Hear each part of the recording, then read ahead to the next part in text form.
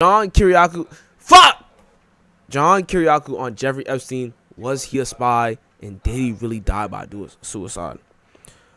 I don't know how this thing would go, but like, yo, I was really thinking about this bitch the other day. Yo, how the fuck did Jeffrey Epstein get money?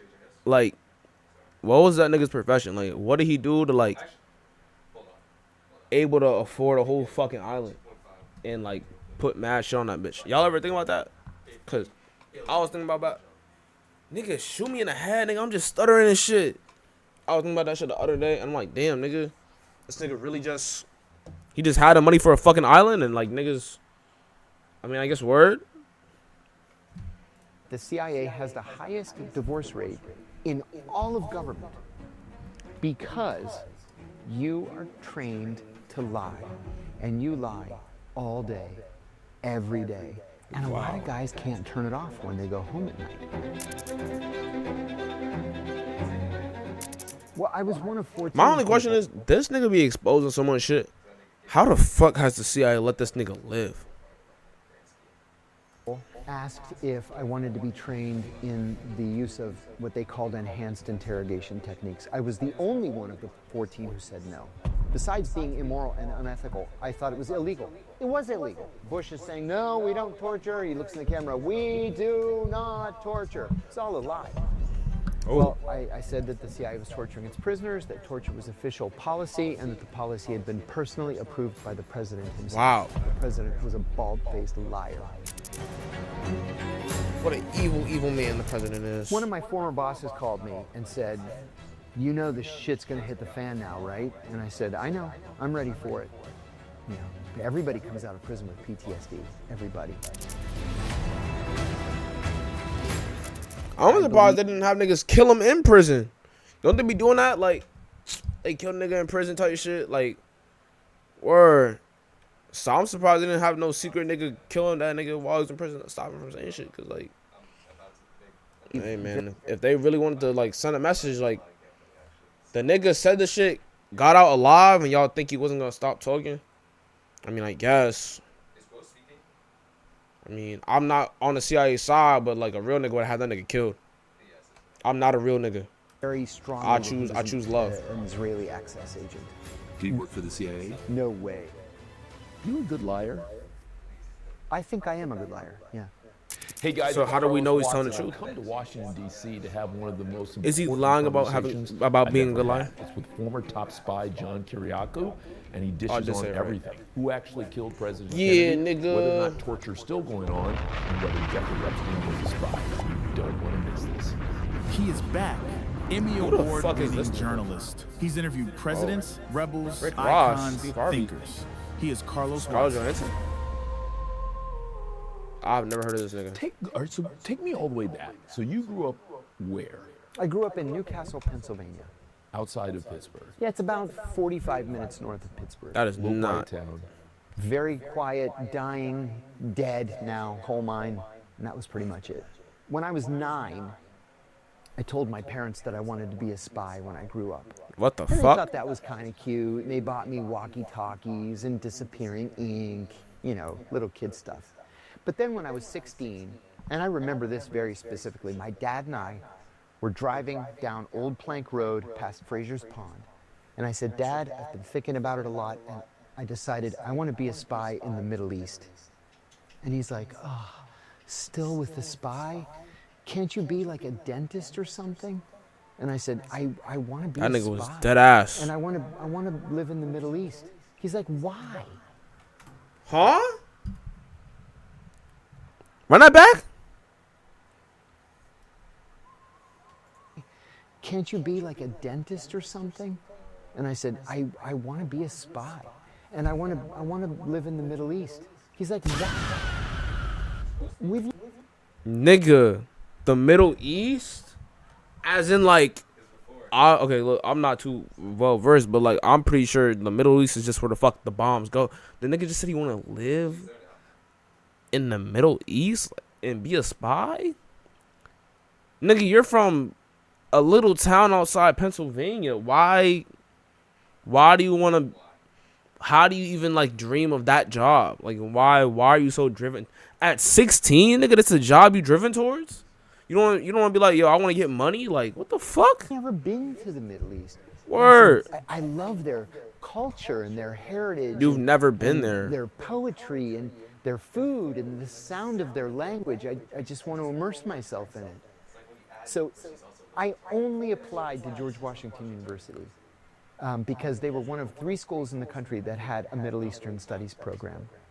And so my dad... And how did you think you were going to go from Pitt, University of Pittsburgh, where he got his PhD? And he said, they have a terrific Soviet studies program, and you can learn to speak Russian. I said, I don't want to learn to speak Russian. I don't care about Russia. I said, I want to go to like Egypt and Saudi Arabia and Oman, you know? So Why? I never sent in the Pitt application. I only applied to GW. And he said, what if you don't get in? I said, oh, I'm going to get in. And I did. And then I got my bachelor's degree in Middle Eastern Studies, but my specific concentration was Islamic theology. I hit the sweet spot at GW because... But you went into all this, you're telling me, knowing you were going to be a spy. You're saying in the way that kids know they want to be a doctor or a lawyer or an engineer. A from when spy, you were, because nigga? of a movie or TV show, or like what happened? No. I don't know. My brother and I used to go around the neighborhood with the walkie-talkies, like reporting on what the neighbors were doing, right? And then we would write notes to ourselves. But I do remember we went to my grandparents' house for Christmas, 1975, so I was 11. And when we got there, my dad said, my grandfather says, did you see the news? My dad says, what? He said, they killed the CIA man in Athens. And my dad said, no, I didn't see that. And I immediately perked up. And I said, what do you mean? What happened? And he said, there's some group, they killed the CIA man in Athens. And my grandfather said, he must have been spying on Greece. And my dad said, and even today I think, how did my dad know that? But my dad said, oh no, Dad, we have CIA people all around the world and they work with those governments. He probably wasn't spying on Greece, and he wasn't. But I was like, oh, I was so excited, like, that's what I want to do. You find out a nigga was killed in a different country and you said your heart got pumped and you said, this what the fuck I want to do? What is going on? Nigga, what? What?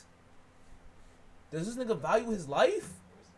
This nigga got excited by danger? This nigga is dangerous. He worse than the hood niggas in DC. He worse than the hood niggas at home in New York. This is fucking crazy. What do you mean you heard a nigga died and got excited? Oh. Gang. I've never in my life have I ever heard of death and said, oh yeah, that's where I want to be. I'm a pump figure, nigga. I'm a great guy. I'm never doing that. Never doing that. Never. No. This nigga put his life on the line. It's crazy. And then 30 years later, I'm in Greece working on the 17 November task force to try to find the killers of Station Chief Richard Welch. And here's where the dream becomes real. The boy gets his shot, but dreams in the intelligence world come with a price. And so, how good a spy were you?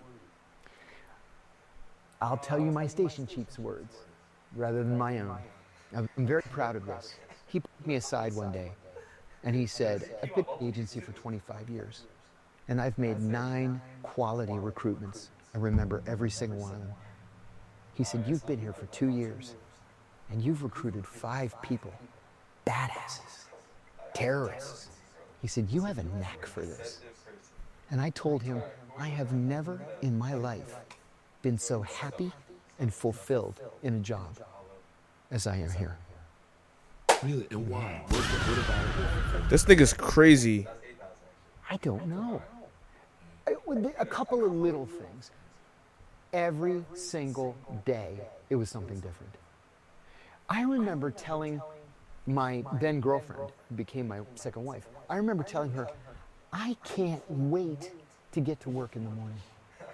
I can't wait to see what I've missed from overnight. I remember. How long did that last for? Because that is a very special thing, and I think I've only had that like once or twice in life, and it wasn't actually work. It was summer school in 3rd grade. I had 2 great friends, and I couldn't wait to get to summer school because I thought that with Peter and Daniel, something magical could happen that day. But I haven't had that very often. I don't think most people have. No, I think most people have it. How long did you have That lasted for 15 years for me. So for 15 years, you were fired up to go to work. Yeah, I remember I was at the agency. Oh, y'all can't even see the bullshit he's saying. Y'all can hear it though. And it's August 2nd, 1990. The Iraqis have just invaded Kuwait 4 hours earlier. I get to the office early, and my boss says, "Don't take your jacket off. We're going to go to the White House." I said, "Cool. I've never been to the White House."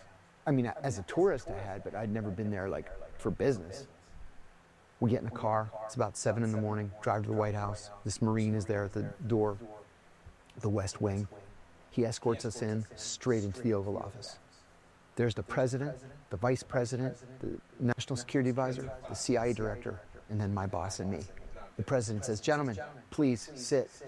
So we all sit. President and vice president are in these really comfortable, like wingback chairs. The national security advisor and the CIA director are in these like less comfortable looking, like dining room chairs. And my boss and I are on the couch. So we're sitting there, and I'm looking around, and I remember saying to myself, my friends would never believe me if I told them where I was right now. Never believe me. So the president says, "Well, now what do we do?" And then everybody turns and looks at me. And it took me a second. And I said, Mr. President, as you know, Iraqi troops, I have chills right now thinking of it, just remembering it. I said, Iraqi troops crossed the Kuwaiti border at 2 o'clock in the morning. They seized the entirety of Kuwait. The royal family has fled to Saudi Arabia, blah, blah, blah, blah. We got horny off that shit. Do we know who is in charge in Kuwait right now? I said, yes, sir, we do. The Iraqis made an announcement that Dr. Ahmed Khatib is now the occupation governor of Iraq. Do we know anything about him? I said, yes, sir. I had actually written an article about him a month earlier just because he was interesting to me. I said, yes, sir. He's a medical doctor.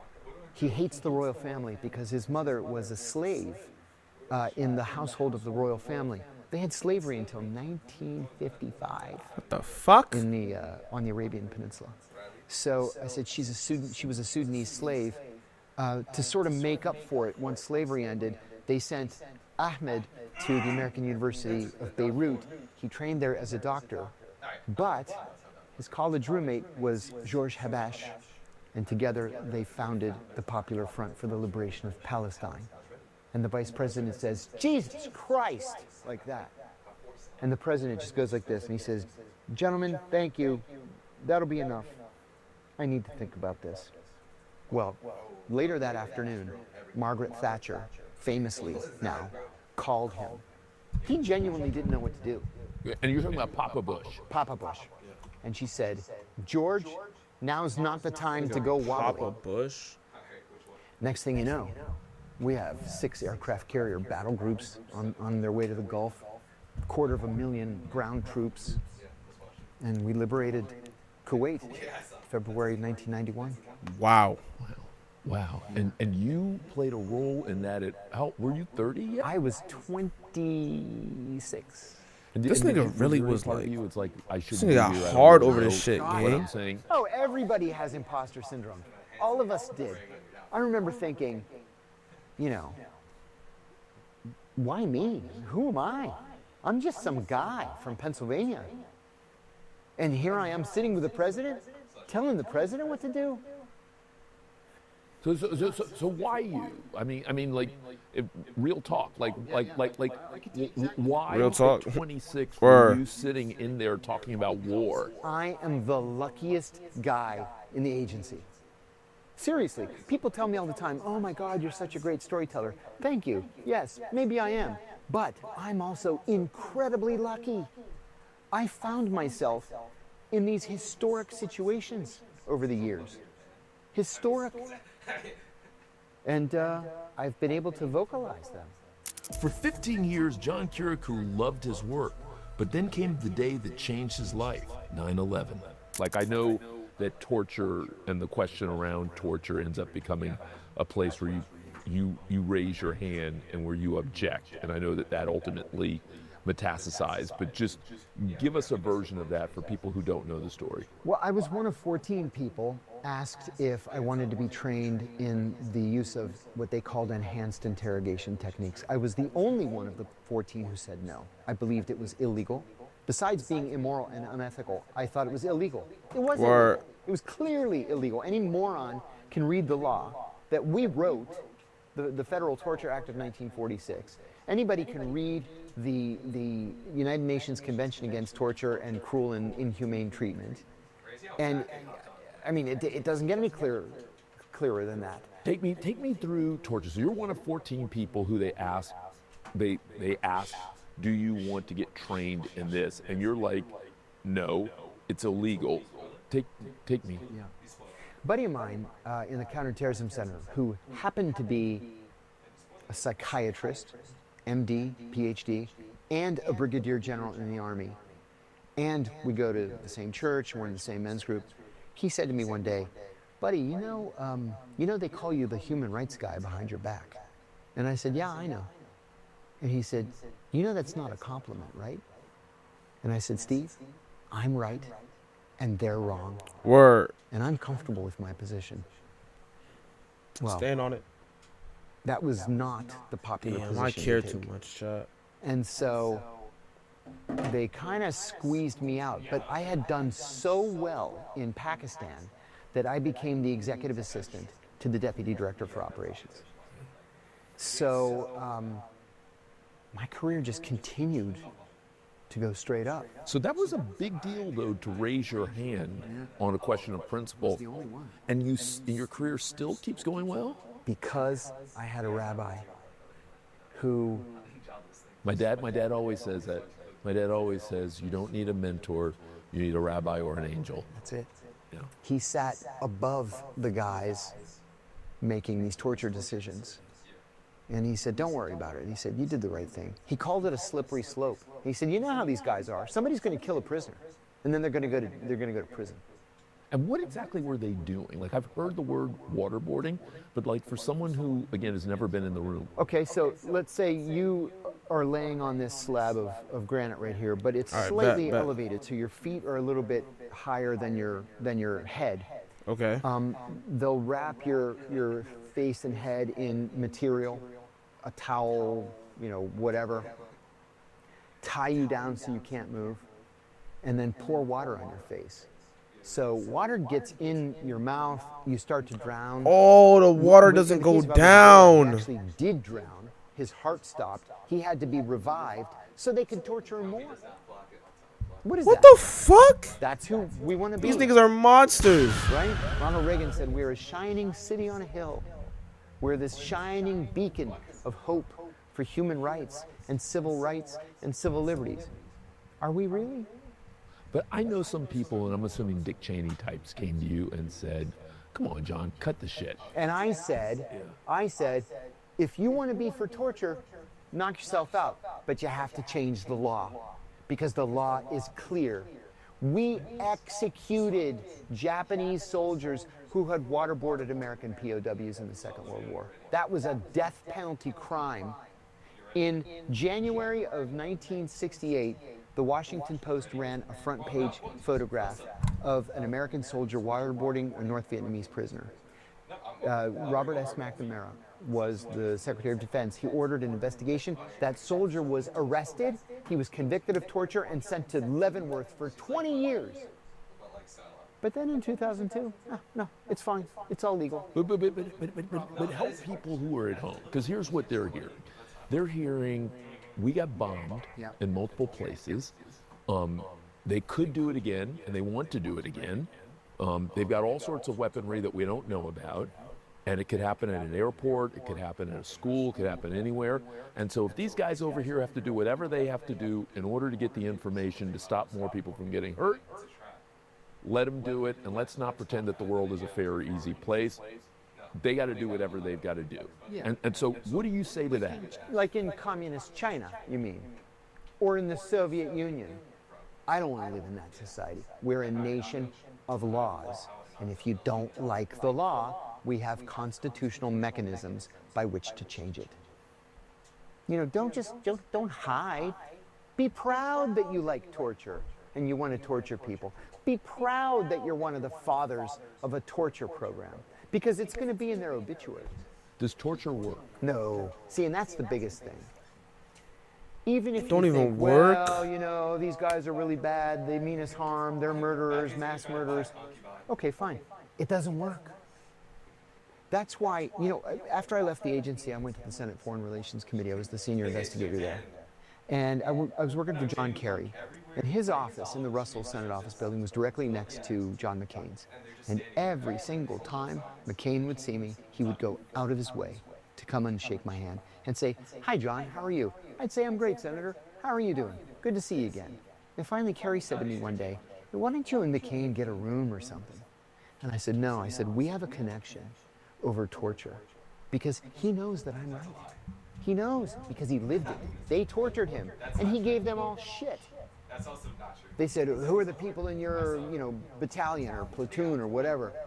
And then he just named the, offensive line of the 1964 Green Bay Packers. So then, when people that we're torturing give us this meaningless information, we bog down analysts for months trying to get through it. What's nonsense? What's real? What's a half-truth? Because they're going to tell you anything they think you want to hear just to get you to stop torturing you. So when people tell us that they did get real stuff for some of these top guys, you're saying that that's bullshit? It's bullshit. That they did not get actionable. FBI got the actionable intelligence, and the way they did it was by saying, "Would you like a cup of coffee? If you're really good, you tell me what I want to know. I'll let you write a letter to your mom and dad. Would you like a cigarette or an orange?" And you establish a rapport with people and treat them with respect. And the next thing you know, you can't shut them up. Even seasoned hardcore, Especially seasoned hardcore terrorists, because they know that the gig is up. So I said this, I was a beta. I said, "Listen, I am the nicest guy that you're going to meet in this experience. My colleagues are not nice like I am. You know that your life is over. So what's left of it, it can be easy or it can be terrible. It's up to you." what do you think about torture? Should that be used at all? How do you feel about that? I mean, it depends on The fuck is severity of this? what they've done. Are you talking about like torturing to get information out? Torture to get information? Yeah. I mean, if they have some valuable information that say Yeah, it depends on the cruciality of the information that might be needed. Now if they I don't know, take something, steal something. No, I don't think someone would be tortured. But I mean, if they're a high value person, they have a lot of information that we need to take down a terrorist or something like that. I think that it would actually be, it just depends on how far they're willing to go. I mean, Here's the thing I have to say broadly, about would this. no, but I feel I'm like sure there's they're a case I could saying think of where a form of yes torture would fit because this they certain think that the crime or torture will whatever. work. But overall, If they I hear wouldn't from take John away that from torture it. doesn't work, No. they're not gonna say How do you end up yes in because it jail? would just How be do like, you- this is just pointless We're fucking not talking pain. about 30, 40 years ago. We're talking You heard? about, You heard? post Martin Luther King Jr. and I Have a Dream. You're talking about, post Vietnam, Moral Conscience, post Muhammad Ali. So how do you end up in jail? How is that possible? Brian Ross of ABC News called me and said that he had a source who said that I had tortured Abu Zubaydah. I said that was absolutely untrue. I was Preposterous. Abu Zubaydah. I was the only person. Did he really have it, or do you think he was bullshitting you? He was fuck? baiting you? No, he had a source. I ended up going to work for Brian at ABC. I was the counterterrorism consultant at ABC for 3 years. He was telling the truth. So he said, "Well, you're welcome to come on the show and defend yourself." I had never spoken to a journalist before. I didn't know that was an old trick that they use. So the Red Cross, Amnesty International, and Human Rights Watch had all come out with papers, with studies saying the CIA's got a torture program. And they kept saying, no, no, no, there's no torture. Bush is saying, no, we don't torture. He looks in the camera, we do not torture. It's all a lie. So I called Brian. I said, I'll give you your interview. And I decided, whatever he asks me, I'm going to tell the truth. Well, I said that the CIA was torturing its prisoners, that torture was official policy, and that the policy had been personally approved by the president himself. The president was a bald-faced liar. You said that? Yeah. And the president said the next day, it was kind of funny to me, he said, I don't know this man. I've not met this man. I don't know why this man would throw me under the bus. And was it true? Did you know W? No, I had never met him. But he was a war criminal. So the FBI began investigating me the very next day, the day after the... Did you know that that by virtue of you saying that was going to happen? Like, had you been in the apparatus long enough? Yes. And so why did you do it? Did you have... Because I was right. They were criminals. They were breaking the law. We are either going to be a nation of laws or we're not. We're going to be a nation of chaos. And I don't want to be the citizen of a country that exists in a state of chaos. Did Bush get punished for this? One of my former bosses called me and said, or whoever the "You know current, this I don't shit's gonna hit remember the fan who he now, fucking right?" said. And I said, I know, I'm ready for it. And then a retired deputy director of the CIA emailed me. I saved the email as a souvenir. And he said, "You've chosen a difficult road. I'm glad somebody did. I only wish I had had the courage to do it myself." So they investigated me for a year, and the Justice Department determined that because we have a law in this country saying that it is illegal to classify a crime, and torture is a crime, that I hadn't committed any crime. 3 weeks later, Barack Obama becomes president. And a couple of weeks after that, John Brennan becomes the Deputy National Security Advisor for Counterterrorism. John and I always hated each other. And he was one of the fathers of the torture program. He was the executive director of the CIA when they came up with it. He was the number 3 in the CIA. He sent a memo to Eric Holder, the new Attorney General, saying, charge him with espionage. And Holder wrote back and said, my people don't think he committed espionage. And Brennan wrote back and said, charge him anyway and make him defend himself. So they investigated me for 3 more years, tapped my phones, intercepted my emails, followed me everywhere I went for 3 years. You were aware of this? I was not. I thought it was over because we got a declination letter from DOJ saying, we found no crime, you're free to go. But hold on, you're a super sophisticated guy. You followed people yourself. I was an instructor in surveillance. And you weren't aware that they were following you for 3 years? They were that good? Not around my own house. It's just I wasn't looking for it. Overseas, I was constantly looking in my side view mirrors, constantly. Not in Arlington, Virginia. And you didn't have any friends whispering to you, saying, hey, John? Nobody said a word. So they arrested me in January of 2012, charged me with 5 felonies, including 3 counts of espionage. Fuck. The death penalty, I might add. And they waited until I went bankrupt from legal fees, and then they dropped the espionage charges. I hadn't committed espionage. Telling the news that the CIA's committing crimes, that's not espionage. So how do you end up inside, though? Because they told me that they had dropped the charges without prejudice, and if I didn't take a plea, they had to save face. If I didn't take a plea to a lesser charge, they were going to recharge me with espionage. If I'm convicted of espionage, what am I looking at? And they said 12 to 18 years. Take the deal. One of my, a little angry with me, and he got in my face and he said, you know what your problem is? Your problem is you think this is about justice, and it's not about justice. It's about mitigating damage. Take the deal. So I took the deal. In retrospect, 12 to 18 years, though? You should have taken the deal. I had 5 kids. You should have taken the deal. Absolutely. Because? You can't win. They have a literally unlimited budget. They charged me in a federal court where no national security defendant has ever won a case. And overall, the DOJ, according to ProPublica, wins 98.2% of its cases. Yeah, nigga. That's crazy. You tried to Most fight Americans them? Don't know that. Yeah, you don't have a chance. And so, what was prison like for you, for a former CIA officer? I was lucky in that I used my CIA training to stay safe. I made strategic. I haven't heard much of this prison from life. the minute I walked through the door. Was there a chance you would not have been safe? Oh yeah. Really? People are generally pretty stupid in prison, and CIA, FBI, you're all cops to them. And if you're a cop, you're going to get a beat down.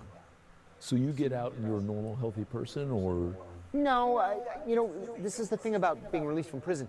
You think you can step back into your life again, and you can't. Your life is never going to be the same. Because? Because you're not the same.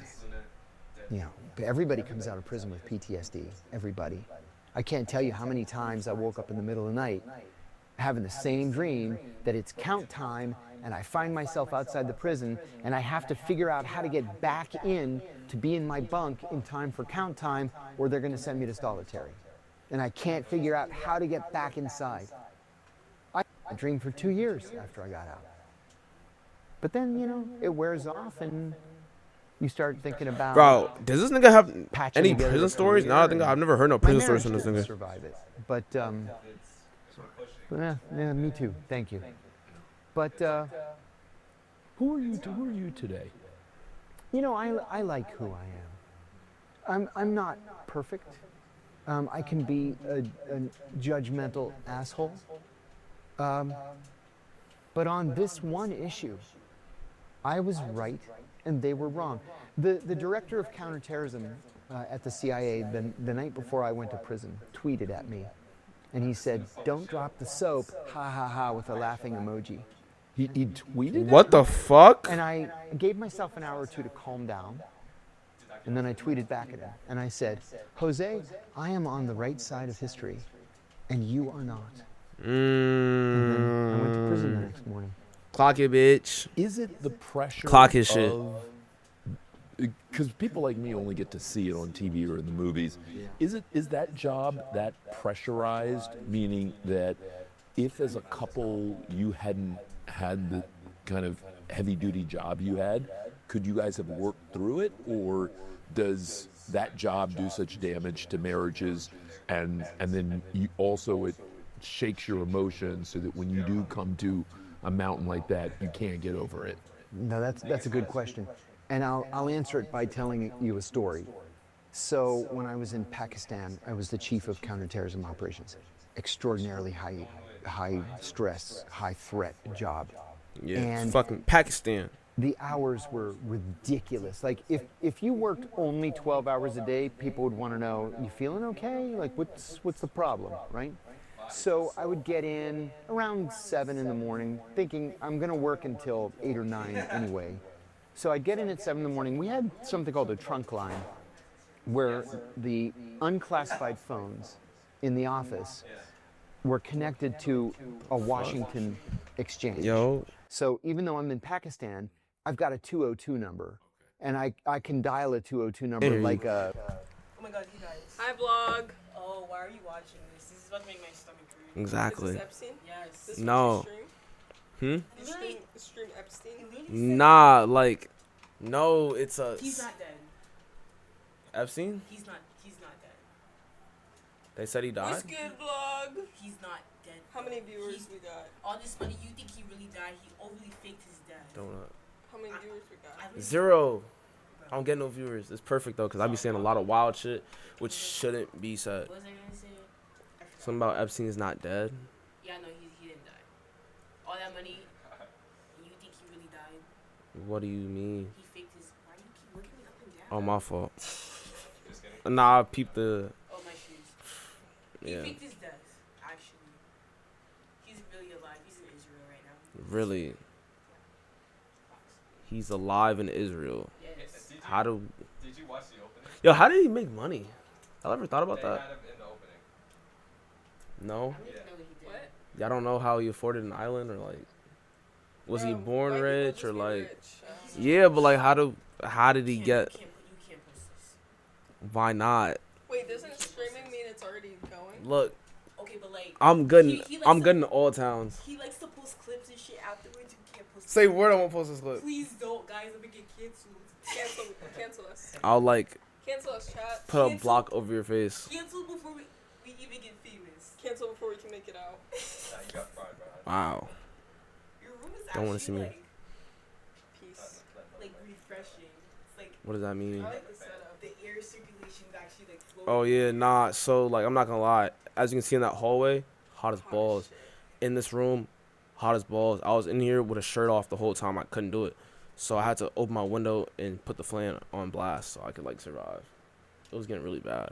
Diced pineapple. It was getting really bad. Yo, I'm not gonna lie. I have a bone to pick with you because I don't know how. Hold on. Yes, cause I don't know if I'm tweaking, but it's like. And then put the clip as like you guys like this, and then be like Gracie and Cam arguing on some clip. Not a bad idea. What's your bone to pick with me? Yo, all right. So, how is it that I'm always at the track, or it's like, Meow. Yo, continue. all right. So, as you know, I'll be at the track and shit. Yes. Daily, getting my work. Yeah. Yes, I do. Yes. Got on that bitch. I started doing hurdles. Yes. Just for trolls. I don't know. Yeah, but I always be at the track around the same time daily, and then like I'll be checking, find my, cause like niggas about to go to the gym after and shit. You're always in your dorm, but then it's like I walk back to my dorm, and then you teleport.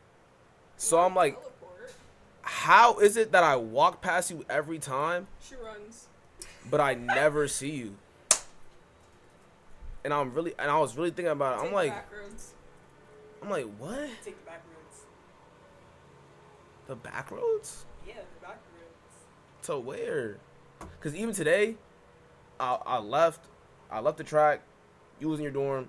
I'm walking back to my dorm. You end up in Burn. And I'm like, I was just here. There's no way I didn't ended see up you. in Burn. What time is this? Oh, this had I don't to know, be like 6, 7. Cause I went to Chick-fil-A to pick up my food. 6, 7. Grown ass man, by the way. Yeah, my I fault, think it's bro. time for us to sign out. Yeah, y'all probably gotta do that. 6, 7. Is that your bone to pick with me? That you never see me when I'm.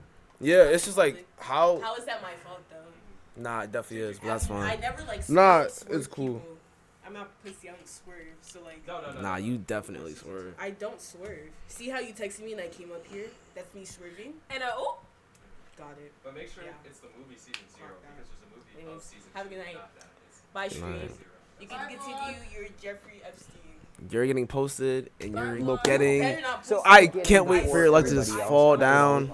I promise you, you better not post it. No, it's fine. You know, I'm reporting this if you do. it's fine. Everybody gets hit. My then girlfriend, my Good night. post-divorce girlfriend, who became my second wife. She was a senior CIA officer. So I would always end our conversations. Bro, I by fake just wanna saying, go okay, eat, love though. you, and hang up. And one of the old timers, there were 7 old men who worked for me. Bro, I'm not gonna lie, They were chat. all, like, All right, 6 very minutes. We can do 6 minutes. We can do senior 6 minutes. intelligence service level officers. All of them had been at least director of Near Eastern operations. One of them had been the deputy director of the CIA. And they all volunteered to come back as contractors after 9/11 just for patriotic reasons. But if you're a contractor, you can't have a management position. So they worked for me, which is... That must have been interesting. I learned more from those guys in 6 months than I learned in the rest of the entirety of my career. But anyway, one of them heard me finish the call and hang up. And he says, "So, are there wedding bells in the future?" And I said, "Oh, I don't know. I just got divorced and I'm kind of afraid of being a 2-time loser." Ooh, And fuck. he says, "2-time loser? Jim, how many times have you been married?" He says, 4 for me. Fuck. Dave, how many times have you been married? I got 5.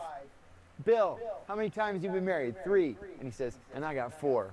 Don't worry about being a 2-time loser. It comes with the job. Well, the truth is that the CIA has the highest divorce rate in all of government because you are trained to lie, and you lie all day, every day. And a lot of guys can't turn it off when they go home at night. Bob Kennedy told me a story that just sticks right here in the front of my head. He said on November 22nd, 1963, that terrible day, his mother picked him up from school early. He was in 6th or 7th grade. She picked him up from school early and brought him back home. They lived in McLean, Virginia at a house that they called Hickory Hill. So the Kennedys were very, very close to the CIA director and his wife, John McCone. And Mrs. McCone had died of breast cancer 6 months earlier. And the Kennedys were worried about Director McCone. They were worried that he was going to harm himself. And so they invited him to dinner every single night, 7 days a week. And after dinner, he and Bobby Kennedy Sr. would go for a swim. Word. So when Bob Jr. and his mom get to the house, he said he got out of the car. His dad and Director McCone were standing in the driveway. And when he walked past them, he heard his father say, "Tell me your people didn't do this." And McCone said, "I don't know who did it." He didn't say, "Of course my people didn't do it." He said, "I don't know who did it." And I think that with what we know now, I think it's safe to assume that there were elements of the CIA. It was not an official, formal CIA policy, XV, kill the president. I think that there were elements of the CIA that were probably involved. And I'll add one other thing.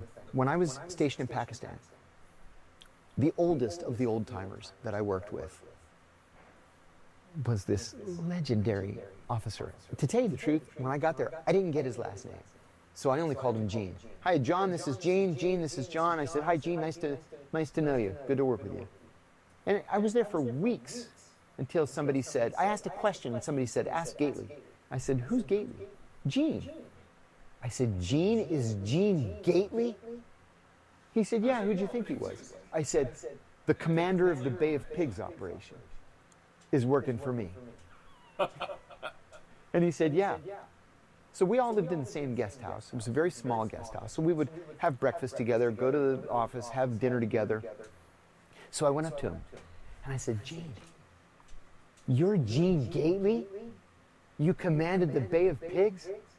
And he says to me, "Fucking Kennedy, we could have won that thing." And that was the very first time I ever saw that flash of anger. And I thought, oh, I understand 1963. Do you think Jeffrey Epstein, he was a spy? Yes. Say more. I don't know. I think there's not a ton of evidence, obviously, but I know he was close with Ehud Barak, was visiting him a lot. Just Prince Andrew. He was involved with every country. Why would he not be a spy? And he was involved with just all the elites. This nigga was getting all the niggas with motion in the big countries. This nigga had to have been a spy. He knew all the niggas with motion in their countries. Yep. All right, what about... And was getting them to come to his island. I believe very strongly that he was an Israeli access agent. Did he work for the CIA? No way. Why do you say no way? To spy on whom? The CIA's job is to collect foreign intelligence. What foreign intelligence did he have? He's spying on Bill Clinton and Bill Gates and Prince Andrew. That's the Israelis. Did he commit suicide? I believe he did. You really believe he did? People don't realize that in the Bureau of Prisons, everybody has his head up his ass. The cameras never work. The guards are always sound asleep. This happens all the time. These suicides, they happen literally every day in American prisons. Every day. When the only qualifications to be a prison guard are you have to be working on a GED or better. Working on? You get what you pay for. Last question. Are you a good That's liar? all it takes to be a prison guard? I think I am a good liar, yeah. Wow. Why? Why am I a good liar? Because deep down, I believe we're the good guys. And lying in service of my country was something that I became good at. Hey guys, it's Carlos Watson. Thank Hey, you some so people much gotta for lie. helping me build this new podcast. I don't know about me, though. I love what we're doing here. I'm so proud of you. All right, that's the end of it, y'all.